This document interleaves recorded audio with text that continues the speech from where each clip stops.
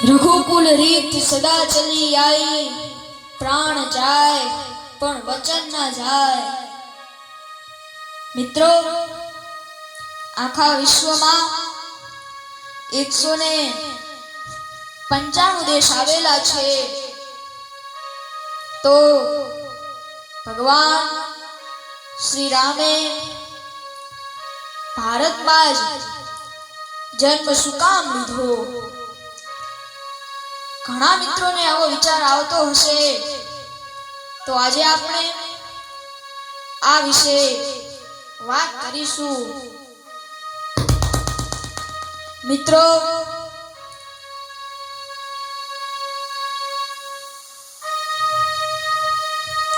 एक नानकड़ू गाम हतुं अने ચોમાસાના દિવસો પણ હતા અને એક યુવાન પોતાની પત્નીને તેડવા સાસરે જઈ રહ્યો હતો અને વરસાદ આવશે એની બીકમાં મોટા મોટા ડગલા ભરતો જઈ રહ્યો હતો। એક પથ્થરથી બીજા પથ્થરથી ત્રીજા પથ્થર અને એમ અંધારું થઈ ગયું અને એ માણસનો પગ ભૂલથી કાદવમાં ખૂંટાયેલી ગાય ઉપર આવી ગયો અને ગાયને વાચા ઉત્પન્ન થઈ કે હે માણસ, બચાવવાના બદલે તે મારા ઉપર પગ મૂકી દીધો। જા, હું ગાય તને શ્રાપ આપું છું, તું માણસને નહીં પણ પશુને લાયક છે। અને મિત્રો, યુવાન ત્યાં ધ્રુજવા લાગ્યો અને એમ કહેવાય કે ત્યાંથી એ યુવાને દોડ મૂકી અને તે તેના સસરાને ત્યાં પહોંચ્યો અને આખી વાત કરી અને એના સસરા દુઃખમાં ચિંતિત થઈ ગયા અને તેની પત્ની ધ્રુસકે ધ્રુસકે રડવા લાગી અને આ વાત મહારાજાને ખબર પડી। મહારાજાને વિચાર આવ્યો કે મારી નગરીમાં આવું થાય છે। મહારાજાએ પંડિતો બોલાવ્યા પણ કોઈ રસ્તો સૂઝતો ન હતો।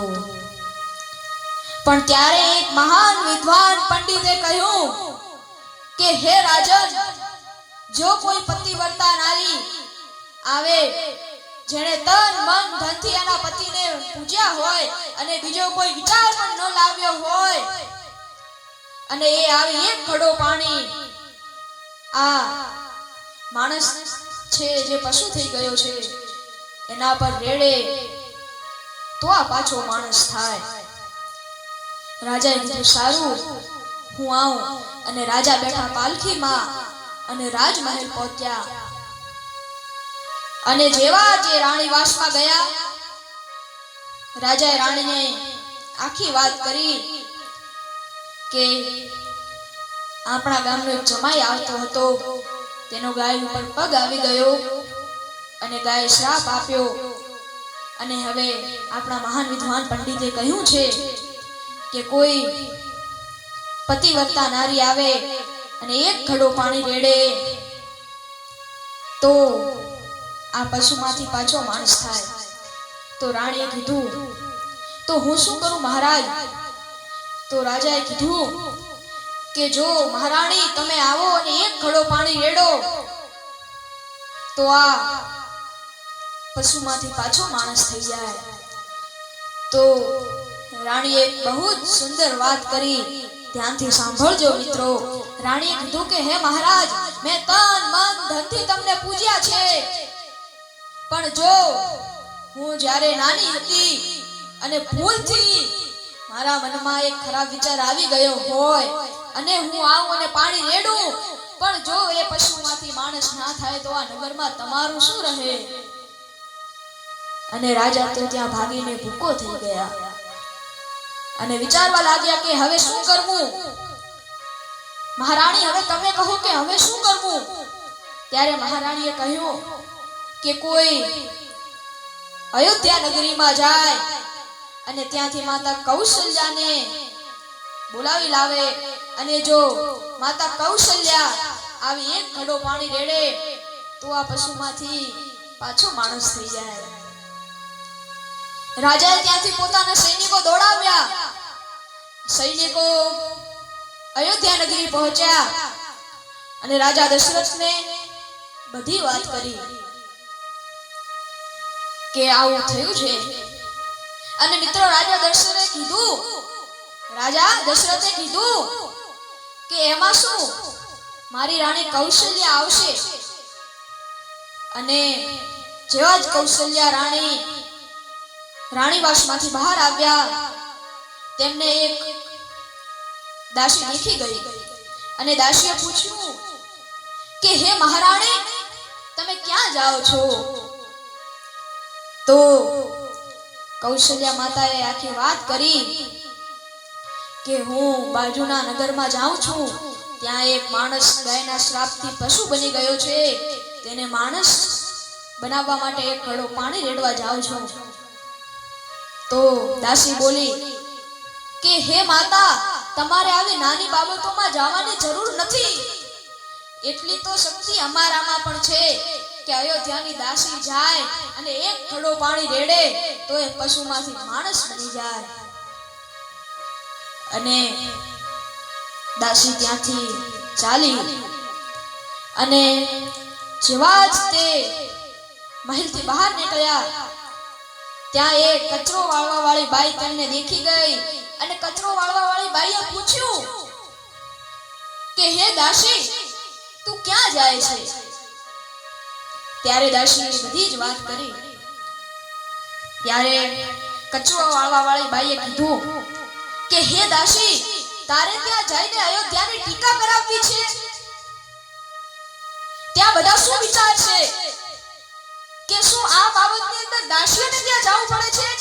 શું કચરાવાળાની અંદર જે કચરા વાળે છે અયોધ્યામાં તેમની અંદર ચરિત્ર નહીં હોય? જા દાસી, તું પાછી વળ. એટલી તો શક્તિ અમારામાં પણ છે કે અમે જઈને એક ઘડો પાણી રેડો ને તો એ પશુમાંથી પાછો માણસ બની જાય. અને ત્યાંથી એમ કહેવાય કે કચરો વાળવા વાળીએ દોડ મૂકી અને જેવા જ ત્યાં જઈ પહોંચ્યા, આખું નગર ટોળે વળેલ હતું અને ત્યાં જઈ કચરા વાળવા વાળી બાઈએ કીધું કે હે રાજન, તું ત્યાં જા રાણીવાસમાં અને તારી રાણીને બહાર બોલાય.